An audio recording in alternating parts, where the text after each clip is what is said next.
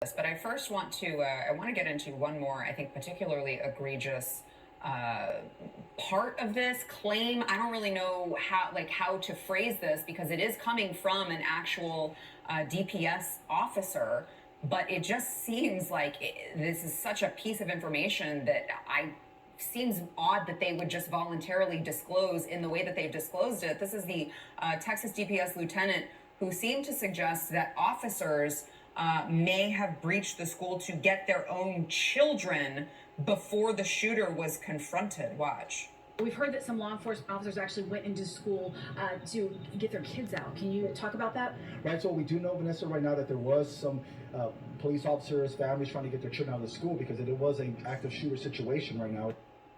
I mean, it really is like mind-blowing to me that they could just admit on television, yeah, if you were an officer, if you were lucky enough to be a trained officer, you got to go in there and get your kids. But you the tased parents, the woman, yeah. Right, but the other parents who were begging to go in there and get their kids couldn't go in there, but not because the police were going to come and confront this guy, because they weren't even confronting him. So why the hell, if you are a parent, can't you say, screw you guys, I'm going to, you know what, I'll just see what happens. Roll the dice and see what happens, because you're leaving them for death. So why the hell not? It blows my mind that he would go on TV and say, yeah, police officers went and did that. Are they going to be held accountable? Is that a fireable offense? Seems to me like that should be cause for termination.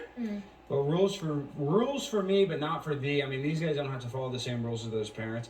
And I think you look at the insubordination, like you look at the job that the cops did in stopping the shooter.